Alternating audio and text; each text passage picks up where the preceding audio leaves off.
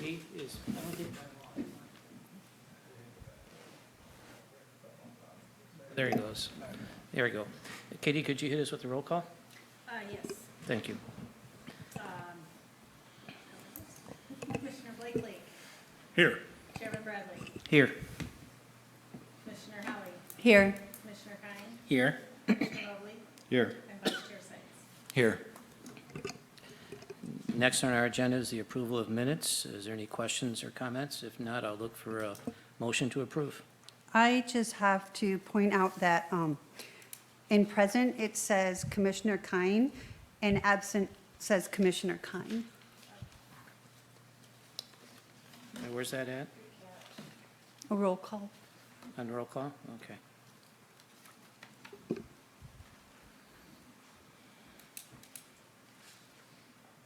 So which was it? Which was it? I Were was you here? absent. He was You were gone. absent. I was Okay. absent, Okay. yes. I was out of town. I move that we approve the minutes with that correction. I'll second that. All in favor? Aye. At this time, we'll open up our comments to the public, and for the members of the public, they may be heard on any item of interest that's not on our agenda this evening, and any speakers addressing the commission will be limited to 3 minutes per speaker. Be advised that by law, the commission is not able to deliberate or take any action on issues presented during the oral comments. I know we have one person here, but I'm assuming he's for the other agenda item. I guess I can make a motion or have somebody make a motion to close because I don't see anybody else here in the public. Motion to close public comment? Second. All in favor? Aye. Next on our agenda is our business at hand, which is a public hearing to consider a lot line adjustment between two adjoining residential parcels. The applicant is Tom Renner with the APN number of 202-112-038 and 39 and 202-113-026. Project site is 110 St. Joseph Drive. Zoning is residential, single-family, residential 1-10. Liz, do you have anything you'd like to add to this? Yeah, I can give you the presentation. It Thank you. should be relatively swift. So as you said, as the chairman Bradley said, this is a proposed lot line adjustment between two adjoining parcels. And I'm going to show you those parcels on the overhead or on the slides.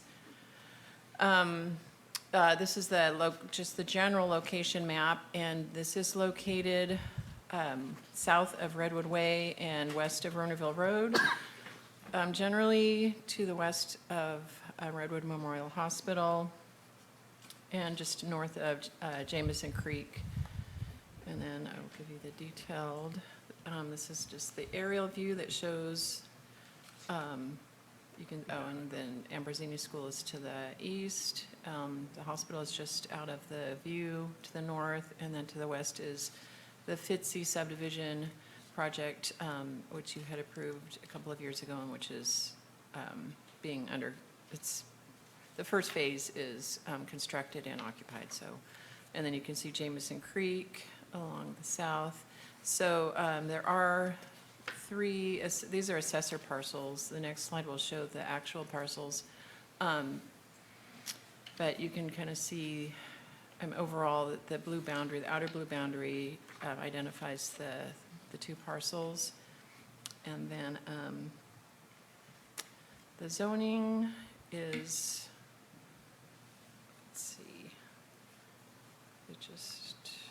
it's, and I want to apologize for the confusing. I think there are a lot of lines and a lot of information on your site plan, so I'm trying to present it to you in a logical manner that helps you look at, the lines are irregular. There's some irregularities. It's actually a straightforward lot line adjustment, but the layout and the configuration is unusual.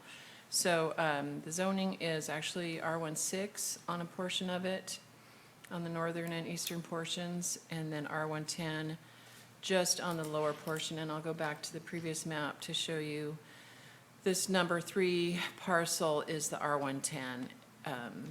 And it's And so there's a split zoning on that parcel, but it's irrelevant on this, at this location, because most of that is going to be basically not developable because the creek does run through there and riparian vegetation.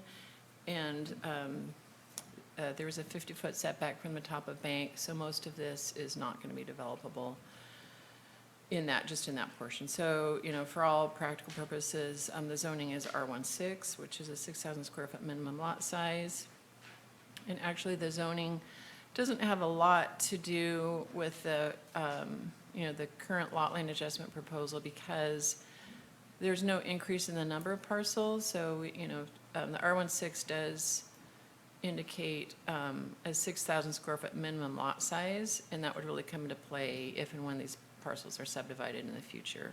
The main thing we want to look for in that relating to the zoning is that the reconfigured parcels are at least 6,000 square feet. So that's really what we want to check for. And these are both beyond that. In fact, I can go over that. So the lot line adjustment is going to transfer 1.15 acres, and the new parcel sizes are both, see, they're both above 1 acre, 1.12 acres and 7.5 acres. So they're large lots. This is the site plan that you received, in your packet, and then I have a detail that will show the lines to be deleted and line to be added, so the, you know, the reconfigured parcels.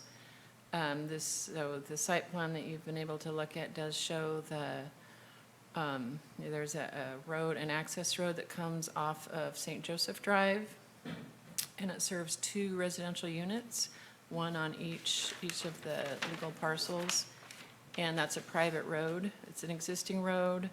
The property line will be adjusted, not along that road, so it's going to be the common sideline that is going to move from this northern location about 100 feet. I think it's, I can't read the numbers now. I think it's about 100 or 100 or 200 feet. And so it will basically create a smaller parcel, that 1.17 acre parcel, for one of the residential units.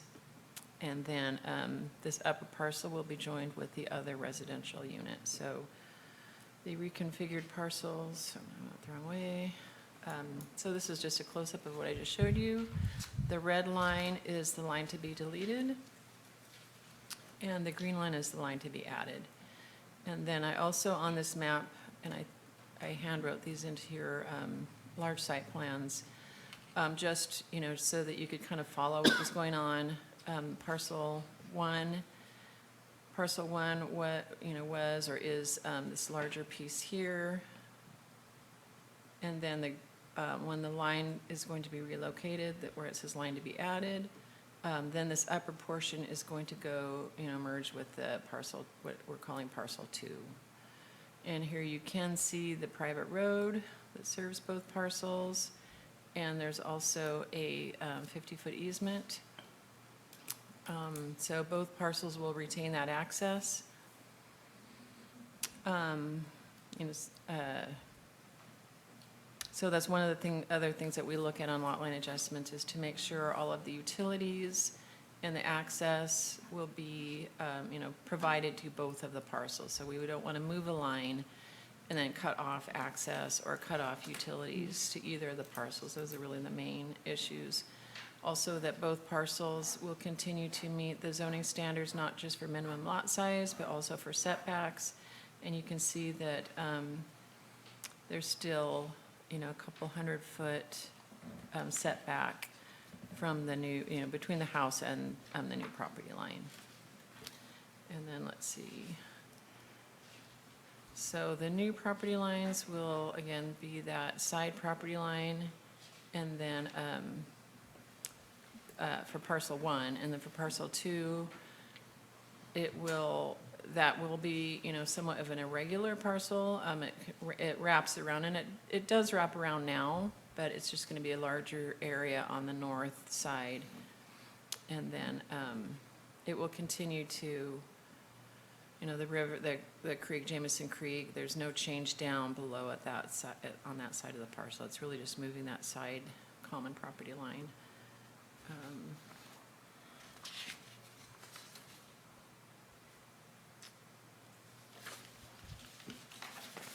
So there won't be any change in the development potential or the developability of either of those parcels. The lot line adjustment itself does not increase the number of parcels or change in actual density. They are served by city water and sewer, and that won't be impacted. The attachment A, the findings does include discussion of what I just presented to you as far as zoning conformance, a general plan and zoning standards. The lot line adjustment was sent out, as we always do with lot line adjustments, to utility providers, including PG&E and AT&T and Suddenlink, to make sure they don't have any easements or utilities that would be impacted. As always, we do send the referral, to the city engineering department and the city surveyor, and the city surveyor reviews for, they check the deeds to make sure these are legal parcels, and then they will check the new deeds, or the new deed, and the notice of lot line adjustment that gets recorded. So that's a really important part of the process, is to make sure that the deeds that get recorded, reflect the new property descriptions. So with that, I'll turn it back to the Planning Commission for any questions that you might have.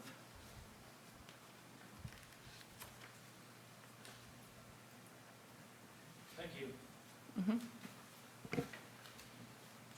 No question from me. Anybody have any questions or comments? Pretty straightforward. Yeah. Yeah, it's pretty straightforward. It's perfectly straightforward. But this- We'd be more concerned if the lot line were maybe closer to the creek, or, they're large parcels, and they'll still be large, but, the area that's being adjusted is, relatively flat. It doesn't have any unique kind of characteristics, any natural resources or geologic issues or anything like that. It's really, the purpose of the lot line adjustment, it's really between the property owners, that one of them is going to have a larger parcel for their benefit in the future. Yeah. Well, at this time, I'll open it to public comment, and I think we have our petitioner here. I don't know if you have anything you want to add or say? Yes, I'm Wally Wright. I prepared that map and representing Tom Renner. I did talk to Tom, and he says he has no plans for any development on that parcel. Currently, he maintains that whole area, and his mother did live in that house, and then she's passed away, and now the house is getting conveyed to somebody else, and he just wants to have control over all that land that he actually maintains. And so that's the only reason he's doing the lot line adjustment, and has no plans for development for as long as he owns the property. Thank you. So if you have any questions? No. Thank you, that's a good summary, appreciate it. Yeah. Thank you. Motion to close public comment. Second. All in favor? Aye. Mr. Chairman, I'd like to make the motion that we adopt Resolution P 2022-3089, which is a resolution of the Planning Commission of the City of Fortuna approving a lot line adjustment for Tom Renner. I will second that. Roll call vote, Commissioner Blakely, Yes. Chairman Bradley, Yes. Commissioner Hallie, Yes. Commissioner Kine, Yes. Commissioner Mobley, Yes. and Vice Chair Sights. Yes.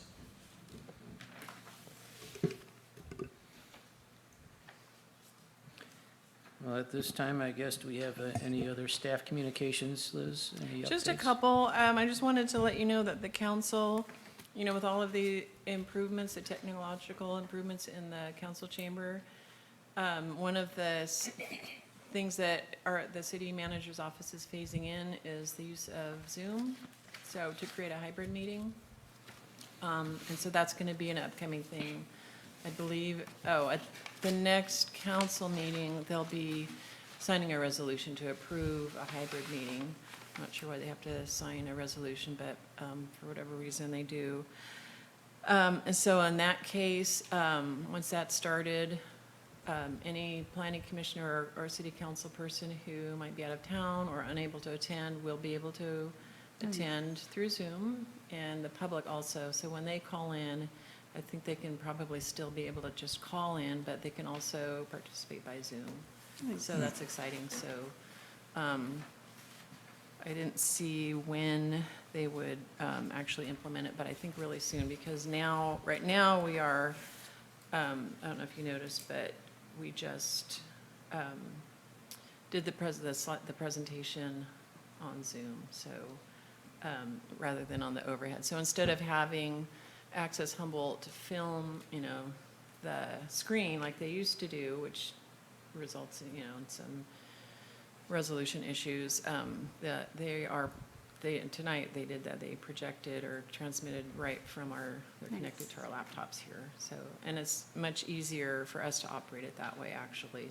Good. We're learning. Tonight was our first time, so it's not easier in that regard. We get to learn new techniques, but definitely it's easier than, well, especially at council meetings, we sit on the other dais and we can't see the screen when we're presenting, and that's awkward. So I just happened to hear the city manager giving his report to the council, and so a couple of exciting city projects. The Rona Recreation District is getting closer to having their study completed that will identify the cost of maintaining the pool, like the ongoing cost. They didn't have those numbers yet, or they didn't present them, but they're going to have it really soon, and they're also looking at ways to fund it. And I believe that most of the cost, maybe grants and things like that, or city general fund, but I believe they're going to take, property tax to the voters at some point. So that'll be really, I think they're, it's a long process for them, but I think they're accomplishing a lot further than we've ever gone before on actually having a pool in the city. Yeah, and then Rona Park basketball courts are going to be improved. I think he said they're going out to bid in about a month, and that's Measure E improvements. And what they're going to do is, repair. They're going to use they're going to put into, they'll have 2 basketball courts instead of 1, where the 1 is now, and they'll be improved. Nice.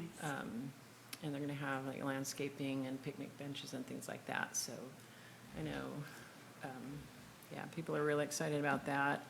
And then they're also going out to bid on the new Newburgh Park master plan for the improvements. It's really triggered by the area that's west of the existing Newburgh Park. There's that field there extending to the creek, which the city has acquired. And so they'll be designing, really a whole new, they're going to incorporate most of what's there, leave that with some improvements there, but they'll be adding 2 soccer fields, and, I think they're just going to have like a better design, or a better, more precise layout. I'm not sure exactly, but I know that's going to be improved. They're going to add a skate park and trails. So trails, walking trails around the park, and you'll be able to walk through the park as well. So that's, going to be really great recreational opportunities that I'm excited about as well. Wow. Yeah. That recreational district, do they have a site in mind? Is it the one that they've been thinking about for months now, or years? Is that at the Gene Lucas Center, I believe? Gene Lucas Center? Should be the Yeah. Gene Lucas Center. Between the senior center and the community center. Thank you. Anything else? I have a question for you both, or one of you. Do we still need applicants for this planning commission to fill our 7th seat? Yes, thank you. Yes, and an alternate. So we need, there's an immediate need for one additional, and then it's always nice to have an alternate. But, so 2 people could apply, or could get appointed. Any other questions for Liz or Katie? Don't want to leave you out of this, Katie. If not, I'll entertain another motion. Motion to close. Second. All in favor? Aye. Thank you, everybody, again. Thank you. Thank you again, ladies, as always.